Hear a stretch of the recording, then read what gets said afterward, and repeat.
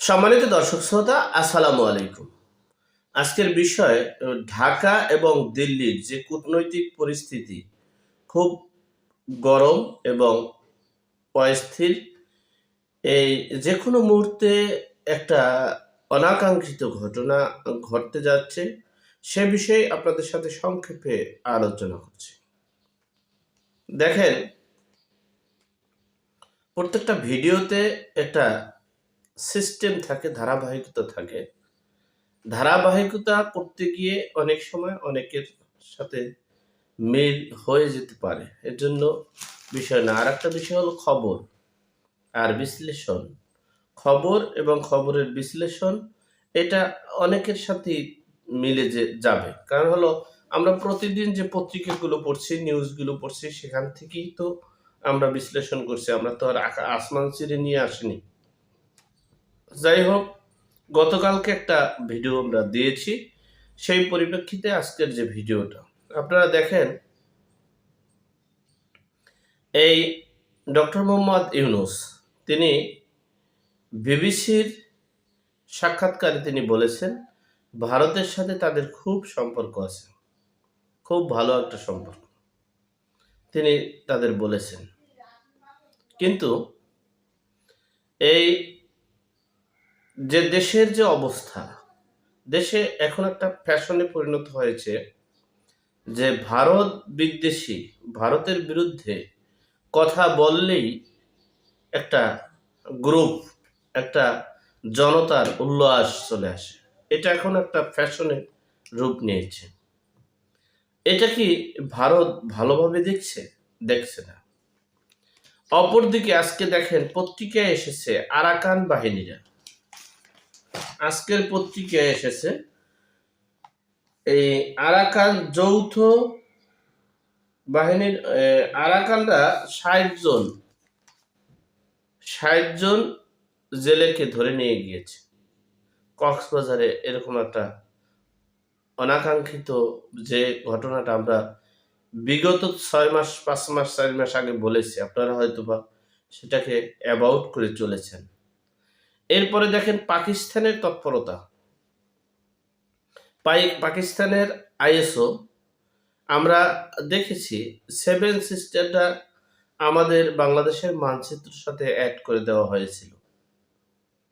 আমি আপনাদের একটা কথা স্মরণ করিয়ে দিই, বিশ্বে 2টা রাষ্ট্র আছে, তাদের প্রথা, তাদের সিস্টেম, তাদের মানে ধারণা, তাদের মানে বাধ্যবাধকতা আছে এবং তারা ইচ্ছা করলেই কাজটা করতে পারে।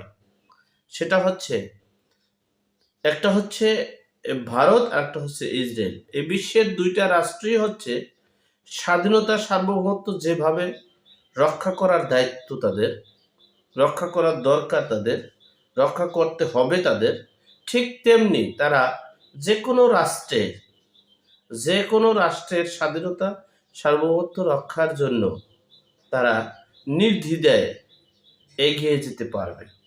এটা তাদের একটা রুলস করা, নিয়ম করা আছে, প্রথা আছে।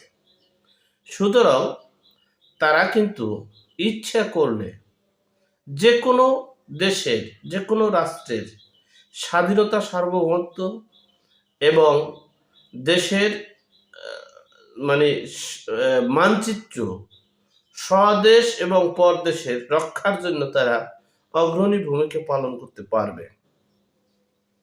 যাই হোক, আমরা 1971 সালে মহান মুক্তিযুদ্ধের মাধ্যমে পেয়েছি আমরা এই সোনার বাংলা। যেই সোনার বাংলা পেয়েছি, যাদের বিরুদ্ধে যুদ্ধ করে তারা কিন্তু আমাদের পরাজিত শক্তি। একটা কথা মনে রাখবেন, পরাজিত শক্তি কখনো আপন হতে পারে না। সাময়িক সময়ের জন্য হতে পারে, দেশের কূটনৈতিক পরিস্থিতি হতে পারে, কিন্তু ব্যক্তিগত এবং সামাজিক, রাজনৈতিক এবং দেশের মানে সার্বিক উন্নয়নের ক্ষেত্রে, সুবিধার ক্ষেত্রে তিনি আমাদের আপনজন হতে পারে না।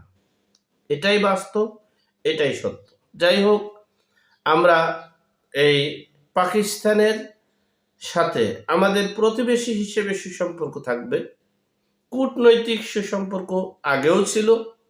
আমাদের যদি কূটনৈতিক সুসম্পর্ক না থাকতো তাহলে আমাদের পাকিস্তান থেকে যেভাবেই হোক মালামাল আসতো না, আমরা ক্রিকেট খেলতে যেতাম না, ফুটবল খেলতে যেতাম না, অলিম্পিক্স খেলতে যেতাম না, তারা আমাদের বাংলাদেশে আসতো না। তাহলে কি তাদের সাথে কূটনৈতিক সম্পর্ক ছিল। একটা পরাজিত শক্তির সাথে যদি আন্তরিকতা করতে চান তাহলে হয় আপনার স্বাধীনতা সার্বভৌমত্ব নষ্ট হবে, না হয় তার স্বাধীনতা সার্বভৌমত্ব নষ্ট হবে।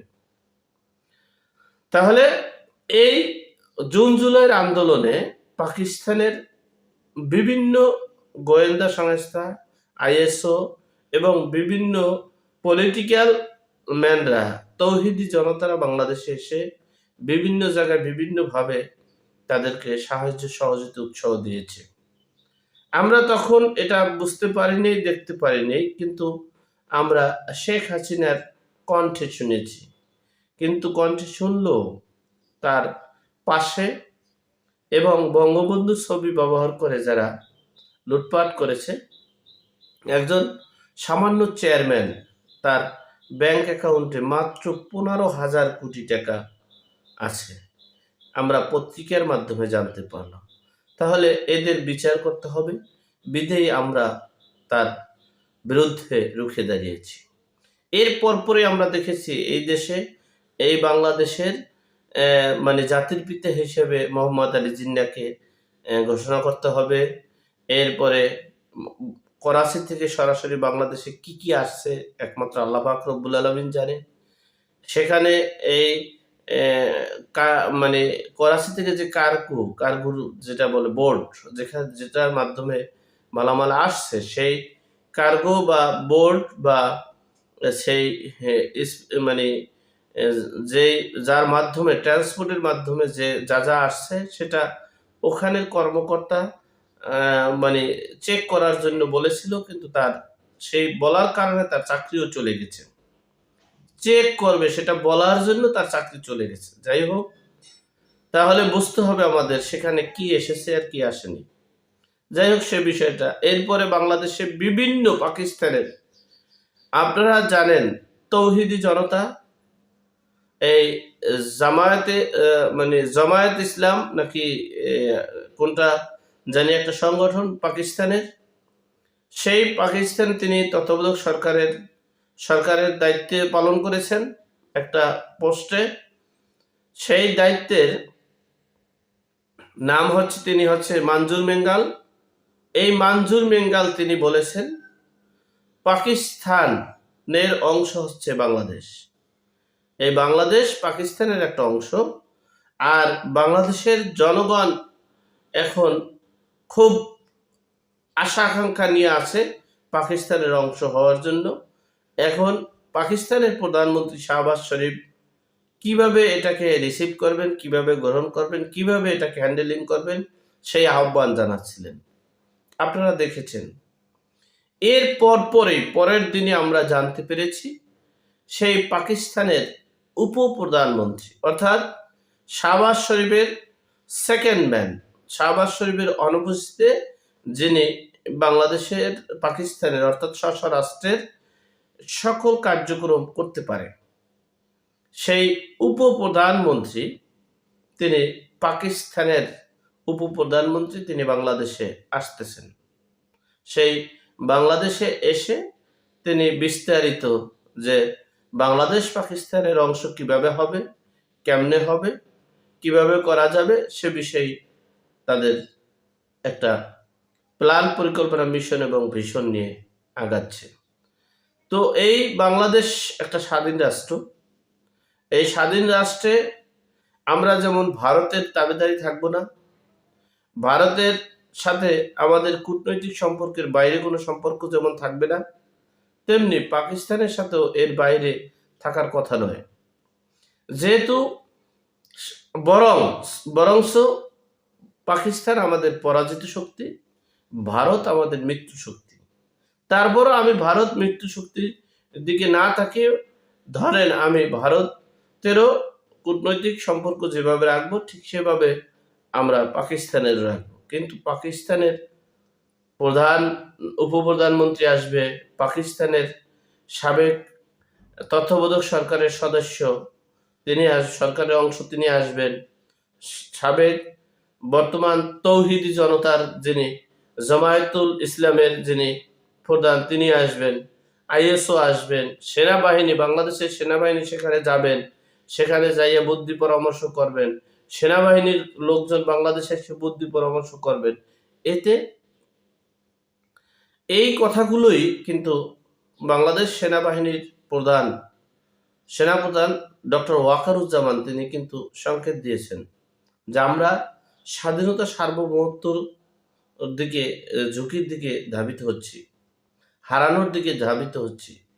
এটারই প্রতিফলন হচ্ছে এই মানজুর মেঙ্গাল আর পাকিস্তানের উপপ্রধানমন্ত্রী। যাই হোক, এখন বিষয়টা হচ্ছে আপনি পাকিস্তানের সাথে পরাজিত শক্তির সাথে যদি আপনি এত বড় সম্পর্ক রাখতে চান, সেখানে আমাদের মিত্র শক্তি যারা এই স্বাধীনতার জন্য দেশটাকে স্বাধীন করার জন্য অনেক কিছু সহযোগিতা করেছেন, অনেক সহযোগিতা জীবনের বিনিময় হয়েও তারা আমাদেরকে সহযোগিতা করেছেন। সেই সেই মিত্রশক্তি ভারত, তাদেরকে আপনারা বিদ্বেষী করছেন। তাদের এখন বাংলাদেশে তাদের বিরুদ্ধে কথা বললেই একটা ফ্যাশনের রূপ নিয়ে থাকে, এটা একটা আনন্দ মিছিল হয়ে থাকে। ভারতের দালাল বলে ট্যাগ দিয়ে এখন গ্রেপ্তার করা হচ্ছে, মানে জুলুম করা হচ্ছে, নির্যাতন করা হচ্ছে। এটা রীতিমতোই কূটনৈতিক মহলে একটা অস্থিরতা বিরাজ করেছে। এখন বিষয় হচ্ছে এই যে ভারত কিন্তু তাদের রুলস আছে, তাদের রুলস রেগুলেশন এবং তাদের যে প্রথা, সে প্রথা কিন্তু যে রকমের দেশের স্বাধীনতা সার্বভৌমত্ব রক্ষার জন্য একনিষ্ঠ কাজ করবে, ঠিক তেমনি অন্য রাষ্ট্রেরও স্বাধীনতা সার্বভৌমত্ব রক্ষার জন্য একইভাবে, একই সিস্টেমে, একই নীতিতে কাজ করতে পারবে। তাহলে দেখা গেছে তাদের যে নীতি, সেই নীতির সাথে এবং তারা কিন্তু ধৈর্য অনেক ধারণ করতেছে।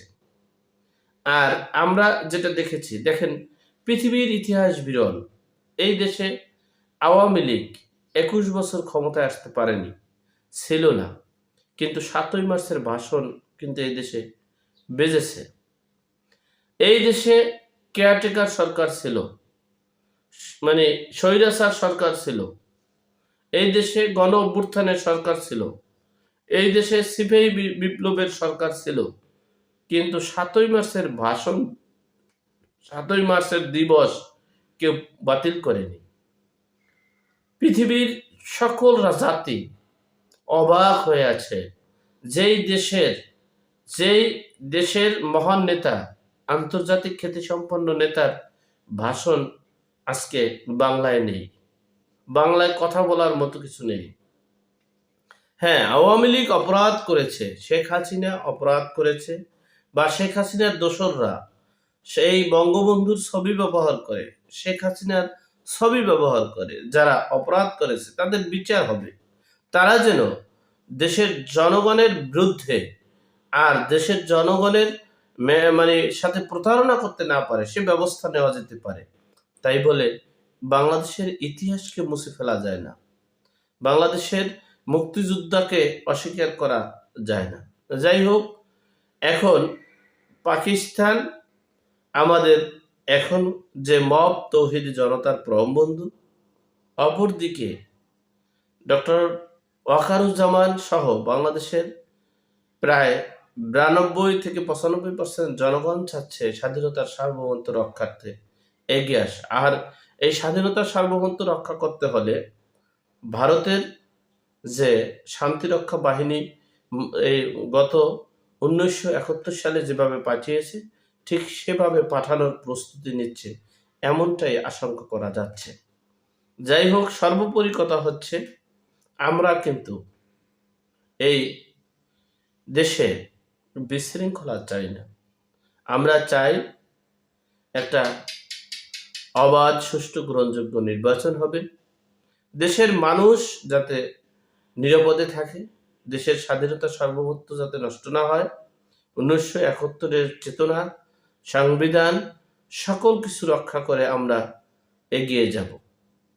আর সেখানে সেই তার বিরুদ্ধে যখনই যাবে তখনই ভারতের যে প্রথা, ভারতের যে রুলস, ভারতের যে বিধান, সে অনুযায়ী যদি তারা আগায়, যদি আগায় তাহলে আমাদের 1 ঘন্টা তাদের সাথে মোকাবেলা করার মতো শক্তি আমাদের নেই।